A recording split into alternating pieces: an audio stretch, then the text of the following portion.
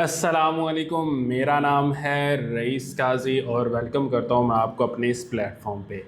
अभी जो मैं लैब करवाने वाला हूँ वो है एचपीए। ठीक है, एचपीए से पहले मैं आपको मैनुअल पोर्ट्स को स्केल अप करके दिखाऊंगा। फिर उसके बाद मैं आपको हॉरिजेंटल पोर्ट ऑटो स्केल करके दिखाऊंगा और एट द एंड मैं आपको वीपीए का बताऊंगा। वीपीए और एचपीए के बारे में थोड़ा सा डिफरेंस भी बताऊंगा। तो देखें, लैब करने से पहले मैं आपको बताता हूँ, एक छोटी सी एग्जांपल देता हूँ। फॉर एग्जांपल मैं एक क्लॉथिंग ब्रांड है, उसमें काम कर रहा हूँ। ठीक है, उसमें फ्राइडे को सेल लगने वाली है। तो मैं क्या करूँगा? अब कंपनी की रिक्वायरमेंट है कि ड्यूरिंग, वैसे भी आपकी वेबसाइट डाउन नहीं जानी चाहिए, तो सेल के दिनों में अगर फ्राइडे को आपकी सेल है तो आप कभी भी, आपकी कंपनी नहीं चाहेगी कि उनकी वेबसाइट डाउन जाए, क्योंकि डाउन जाने का मतलब है कि आपका प्रॉफिट कम होगा, सेल कम होगी। तो आप तो हर वक्त चाहेंगे कि आपकी जो वेबसाइट है ऑनलाइन हर वक्त रहनी चाहिए। तो उसमें मैं क्या करूँगा, फॉर एग्जांपल अगर मेरी पहले एक वेबसाइट होस्ट हो रही थी और उसको एक पोर्ट के थ्रू मैनेज किया जा रहा था, तो मैं उसके पोर्ट्स अपग्रेड कर दूंगा। पोर्ट्स अपग्रेड नहीं, स्केल अप कर दूंगा। ठीक है, एक की बजाय 5 पोर्ट मैं क्रिएट कर दूंगा ताकि आने वाली ट्रैफिक मैनेज हो। तो करते हैं शुरू लैब को। सबसे पहले एलएस, मैं मशीन पे लॉगिन हूँ और मिनी क्यूब का स्टेटस चेक कर लेता हूँ। मिनी क्यूब स्टॉप है, तो इसको स्टार्ट कर लेता हूँ। और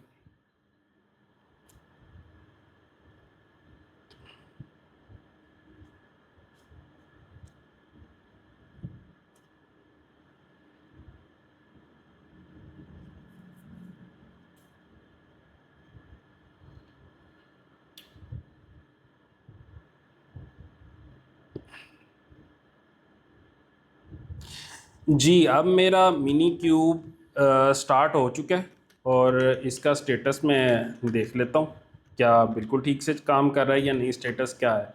स्टेटस मेरा रनिंग में आ रहा है और बिल्कुल ठीक है। तो सबसे पहले मैं लैब करने की तरफ जाता हूँ, एलएस करता हूँ, सीडी कुबरनेट्स एलएस, और क्यूब स्टार्टर में मेरी चीज़ें पड़ी हुई हैं। तो एलएस करता हूँ, क्यूब स्टार्टर में आ गया और यहाँ पे मेरा एचपीए का और वीपीए का एक डायरेक्टरी बनी है। तो मैं उसमें चला जाता हूँ, एचपीए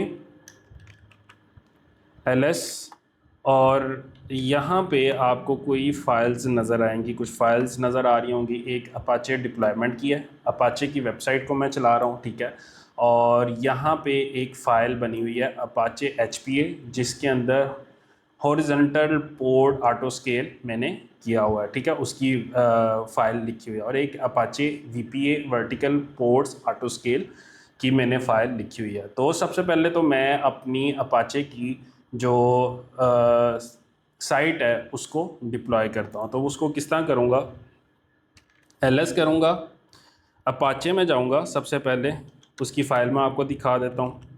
अपाचे डिप्लॉयमेंट की फ़ाइल, इसके अंदर ये मेरी एपीए वर्जन है। ठीक है, एपीए वर्जन का मैंने बताया हुआ, और ये मैं फ़ाइल डिप्लॉयमेंट के लिए लिखी हुई है। उसके अंदर मैंने नेम स्पेस नहीं क्रिएट किया, तो मैं इसको अभी नेम स्पेस क्रिएट इसमें करूँगा ताकि ये मेरी डिप्लॉयमेंट उस नेम स्पेस में बने। और रेप्लिका मैंने सेट किया है कि एक मेरा पोर्ट क्रिएट होना चाहिए। मैच लेबल का मैं आपको ऑलरेडी बता चुका हूँ, और कंटेनर के अंदर मैं बता रहा हूँ कि अपाचे का जो सर्विस है वो चलनी चाहिए, अपाचे नाम है, और इमेज जो मैं उठा रहा हूँ ये मैंने लिखा हुआ है, और पोर्ट मैंने डिफाइन कर दिया। ठीक है, और उसके बाद आप देखें यहाँ पे जो रिसोर्सेज आ रहे हैं ना, रिसोर्सेज, ये मैं आपको आगे चल के बताऊंगा कि ये क्या चीज़ है। ठीक है, तो उसके बाद मैंने सर्विस बताया। ठीक है, सर्विस मैंने बताया कि ये सर्विस है, और एज इट इज़ इसको बाहर की दुनिया के साथ अटैच करने के लिए आपको सर्विस की ज़रूरत पड़ती है, ताकि आपकी अंदर के जो पोर्ट्स के अंदर जो चीज़ें चल रही हैं बाहर की दुनिया उसको एक्सेस कर सके सर्विस के थ्रू। तो इसमें मैं सबसे पहले नेम स्पेस क्रिएट करूँगा, ठीक है। नेम स्पेस क्रिएट करने का तरीकाकार क्या है वो अभी आपके सामने करके आपको दिखाता हूँ। नेम स्पेस, ठीक है, HPA अपाचे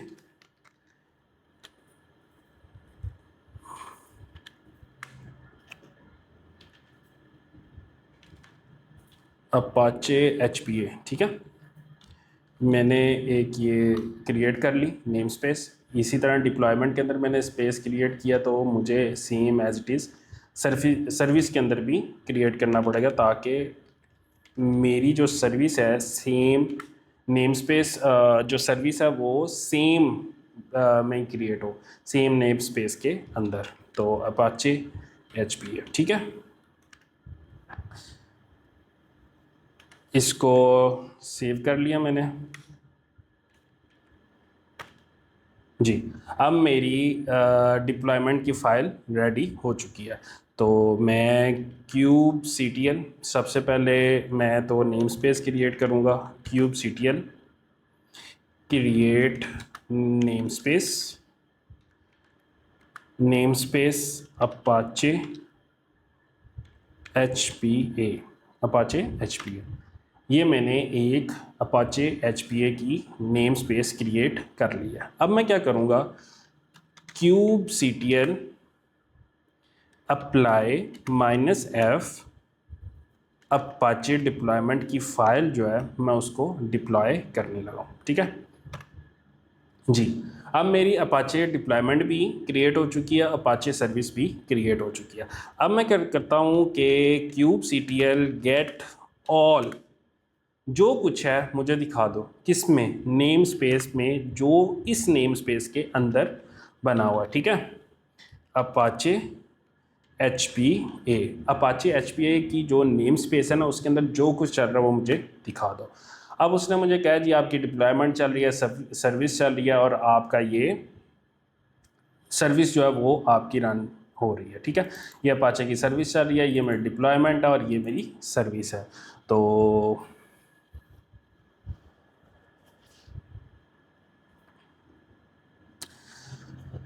बहरहाल ये मेरी जो नेम स्पेस के अंदर चीज़ें चल रही हैं वो उसने मुझे दिखा दिया। तो डिप्लॉयमेंट चल रही है, सर्विस चल रही है, ऐप चल रही है मेरी, और रेप्लिका सेट जो मैंने सेट किए थे वो चल रहे हैं। अब मैं क्या करूँगा, इसको मैं kubectl पोर्ट फॉरवर्ड कर रहा हूँ, ठीक है। Port forward, kubectl port forward, service name क्या है, ये मेरा सर्विस का नेम है, वो एज इट इज़ मैं यहाँ पे लिखूँगा और 8081 के साथ मैं इसको बाइंड कर रहा हूँ, ठीक है। और नेम स्पेस क्या है, अपाचे HPA नेम स्पेस है और एड्रेस दे रहा हूँ 0.0.0, जहाँ से मर्जी ट्रैफिक है ये इसको एक्टिव होना चाहिए और बैकएंड पे मैं इसको चला रहा हूँ। ये मेरी पोर्ट फॉरवर्ड हो रही है, कमांड ऑल ओके, ठीक है। ये मेरी पोर्ट फॉरवर्ड हो गई है। तो मैं सिंपल यहाँ पे जाऊँगा, इस एड्रेस को कॉपी करूँगा, इस एड्रेस को कॉपी करने के बाद मैं यहाँ पे इसको पेस्ट कर दूँगा। 8081 के साथ ये सर्विस चलनी चाहिए। अभी मेरी सर्विस नहीं चल रही, क्यों नहीं चल रही है, रीज़न ये है कि मैंने इसके अंदर सिक्योरिटी ग्रुप तो ऐड किया ही नहीं। मैं सिक्योरिटी में जाऊँगा, पोर्ट को अलो करूँगा, सिक्योरिटी ग्रुप में गया, ठीक है। इनबाउंड, एडिट इनबाउंड रूल्स करूँगा और 882 883 ऑलरेडी मेरी चल रही है तो 8081 मैंने ऐड करनी है। अब मैं यहाँ पे 8081 ऐड कर दिया और मैं कह रहा हूँ जहाँ से मर्ज़ी कोई भी एक्सेस करे तो ये एक्टिव होना चाहिए। सेव रूल्स करूँगा तो इधर आके इसको आई थिंक सो ये works, it works. Apache service मेरी एक्टिव हो चुकी है और इट वर्क्स चल रही है। तो एक तो काम हो गया, ठीक है। अब मैं क्या करूँगा, मैं आपको दिखाता हूँ अभी कितने इसके चल रहे हैं। एक चल रहा होगा, ठीक है। मैं एक और सेशन ले रहा हूँ, ubuntu यूबंटू, ठीक है। तो यहाँ पे आप देख सकते हैं, क्लियर करता हूँ, क्यूब CTL और get ports, cube CTL get ports किसके अंदर -n, नेम स्पेस क्या है, अपाचे HPA, ठीक है।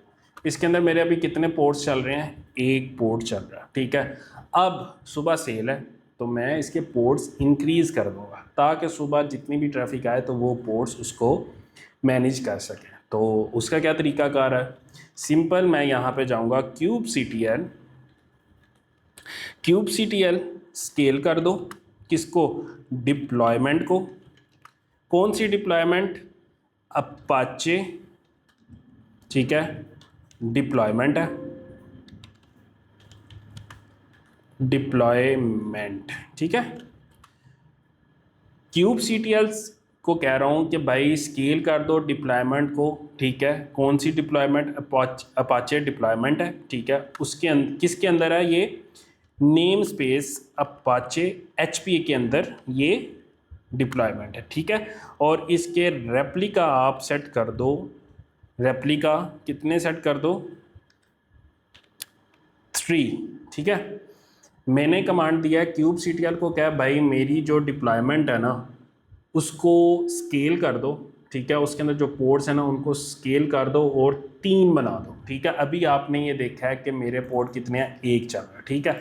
और एक कमांड लगाने के बाद मेरी जो पोर्ट्स हैं ना, मेरे जो पोर्ट्स हैं वो स्केल अप हो गया। तो उसको देखने के लिए आप सिंपल ये कमांड दोबारा रन करें तो आपके पास यहाँ पे 2 पोर्ट्स दोबारा से क्रिएट हुए नज़र आएंगे। ये काम है मैनुअल।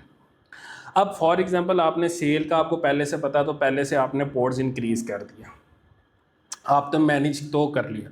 अब फॉर एग्जांपल सेल वाले दिन आप सो गए हैं या आपने छुट्टी कर ली या इमरजेंसी आप कहीं चले गए हैं, तो आपकी जगह काम कौन करेगा, और अवेलेबल भी कोई भी नहीं है तो आप नहीं करना, तो क्या करेंगे।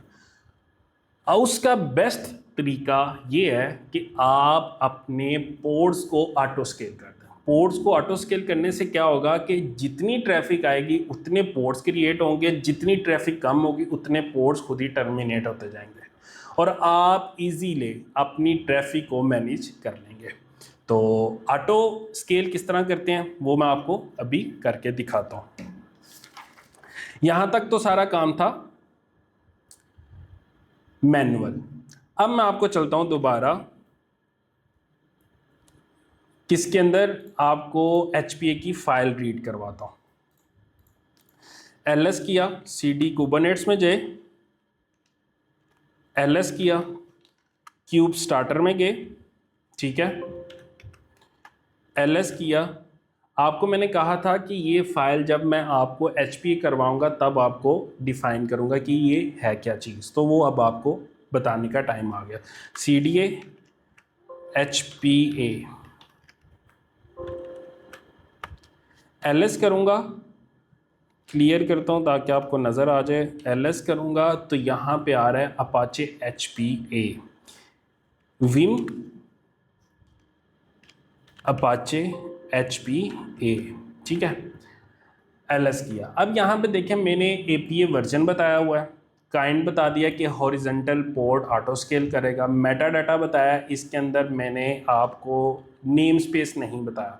तो यहाँ पे मैं HPA के ज़रा साथ कर देता हूँ, इसका मैंने रखा है फाइल का नाम जो है ना, ऑटो स्केल का मैं नाम रखा है अपाचे HPA डेमो, ठीक है।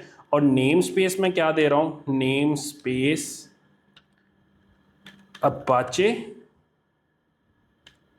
HPA, इसी में नेम स्पेस में मैंने क्रिएट किया था ना, तो वही मैंने यहाँ पे बता दिया अपाचे HPA।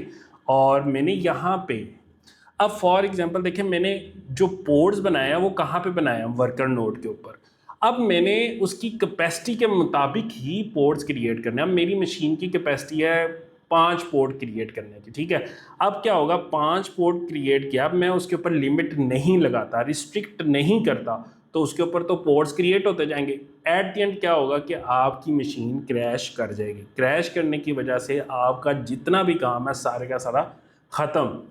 तो इस वजह से आपने जब भी ऑटो स्केल लगाना है ना, तो आपने पोर्ट्स को रिस्ट्रिक्ट करना है, ठीक है। मिनिमम मैंने यहाँ पे वही रिस्ट्रिक्ट किया, मतलब आपके मिनिमम वर्कर नोड के ऊपर जो पोर्ट बनेगा वो बनेगा 1 और मैक्सिमम बनेंगे 5। 5 से ज़्यादा लिमिट एक्सीड नहीं करेगा, ठीक है।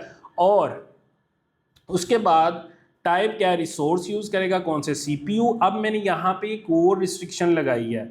अब अगर फॉर एग्जांपल मेरे पास पोर्ट है 1, अब ट्रैफिक आई, अब मेरा जो पोर्ट की जो कैपेसिटी है ना उसने सिर्फ सीपीयू का 5% यूज़ किया ना, अपनी कैपेसिटी का 5% यूटिलाइजेशन किया ना, उसी टाइम दूसरा पोर्ट क्रिएट हो जाएगा, ठीक है। उसके बाद जब उसकी यूटिलाइजेशन 5% से ज़्यादा बढ़ जाएगी तो तीसरा पोर्ट मेरा क्रिएट हो जाएगा, ठीक है। इसका मतलब ये है, ठीक है। मैंने रिसोर्स के अंदर बता दिया जब सीपीयू की यूटिलाइजेशन 5% बढ़ जाएगी, 5 से ज़्यादा होगी, तो मेरा नेक्स्ट पोर्ट क्रिएट हो जाना चाहिए। तो ये मैंने एक बताया, एक इम्पॉर्टेंट पॉइंट था। और एक इम्पॉर्टेंट जो पॉइंट है वो डिप्लॉयमेंट के अंदर छुपा हुआ है। देखें, मैंने यहाँ पे रिसोर्सेज डिफाइन किया है, ठीक है। अब यहाँ पे मैंने एक रिक्वेस्ट है, ठीक है, वो क्या है, सीपीयू 100 M, ठीक है, और मेमोरी बताई गया 128 MI, ठीक है। और सीपीयू रिक्वेस्ट और लिमिट, जो असल में जो चीज़ है ना, रिक्वेस्ट और लिमिट, ये समझने वाली चीज़ है। रिक्वेस्ट क्या होती है, फॉर एग्जांपल मैं जो अपाचे का सर्वर चला रहा हूँ ना, उसको चलाने के लिए ना, उसको चलाने के लिए मुझे 100 M चाहिए, ठीक है। उस फाइल को या उस साइट को अप रखने के लिए या चलाने के लिए मुझे कितनी चाहिए, 100 M सीपीयू, ठीक है। ये मेरी होगी रिक्वेस्ट, ठीक है। अब सीपीयू की जो लिमिट है ना वो सीपीयू की 200 M है। मैंने रिक्वेस्ट भेजी है 100 M। 100 M से भी ऊपर जो यूटिलाइजेशन चली जाएगी ना वो मैक्सिमम 200 M तक जानी चाहिए। अगर 200 M से ऊपर जाएगी तो सीपीयू उसको रिस्ट्रिक्ट कर देगा। ये हमारी होती है लिमिट। रिक्वेस्ट आपको चलाने के लिए, एक चीज़ को रन करने के लिए जितनी चीज़ें रिसोर्सेज चाहिए वो आप बताते हैं। लिमिट क्या होता है, सीपीयू बताता है कि भाई मेरी लिमिट इतनी है और इसके अंदर अंदर तुम ये चीज़ चला सकते हो तो चला लो। अगर नहीं चलता तो तुम्हें सीपीयू को अपग्रेड करना पड़ेगा, उसकी लिमिट को बढ़ाना पड़ेगा, देन आप अपनी सर्विस को चला सकते हो। रिक्वेस्ट और लिमिट में आई होप सो आपको समझ आ चुकी होगी। तो ये चीज़ें हैं। तो अब चलते हैं प्रैक्टिकल हैंड्स ऑन की तरफ। अब क्या मैं आपको मिनी क्यूब स्टेटस दिखा देता हूँ क्या है। मिनी क्यूब मेरा चल रहा है। अब हॉरिजॉन्टल पोर्ट ऑटो स्केल करने के लिए सबसे पहले मुझे कुछ एड्स ऑन करने पड़ते हैं मिनी क्यूब के अंदर। तो एड्स ऑन करने के लिए मुझे क्या करना पड़ेगा, मिनी क्यूब एड्स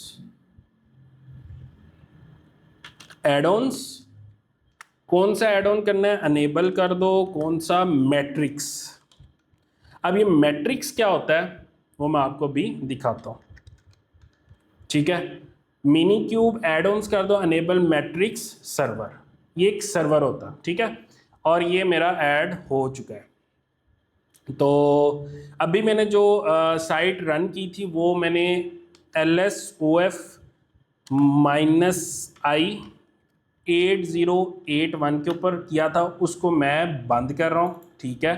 किल कर दो -9, और ये वाला जो प्रोसेस है इसको किल कर दो। किल करने के बाद LSOF -i 8081 पे पोर्ट फॉरवर्ड ख़त्म हो चुकी है।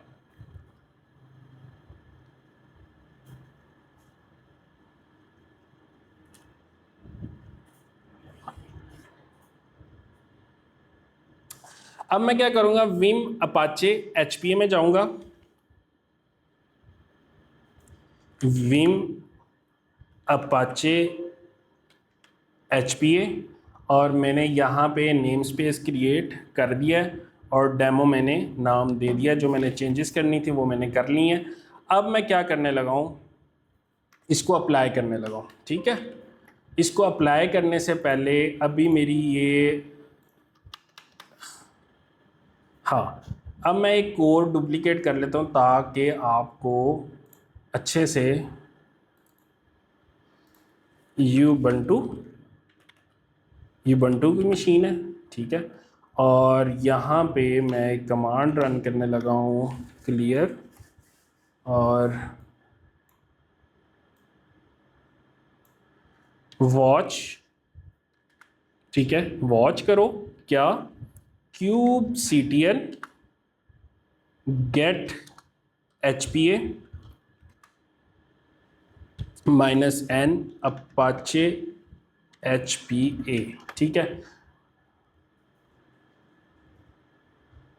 अभी मेरे कोई रिसोर्सेज आपको यहाँ पे नज़र नहीं आ रहा, ठीक है, अभी मेरा कोई रिसोर्स नहीं चल रहा। तो अब मैं क्या करूँगा, सबसे पहले अब मैं अपाचे की जो फाइल है उसको रन करूँगा, kubectl apply -f apache hpa.yml।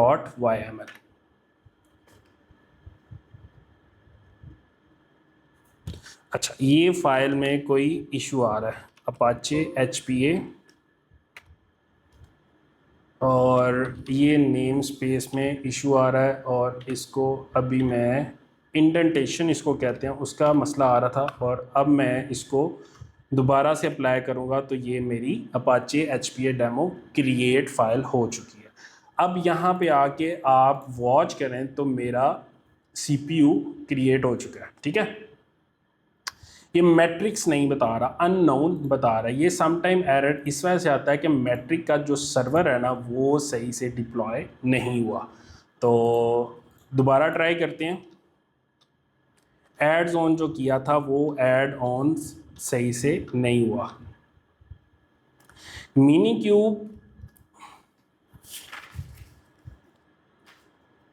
मिनीक्यूब add ons enable कर दो, मैट्रिक्स सर्वर,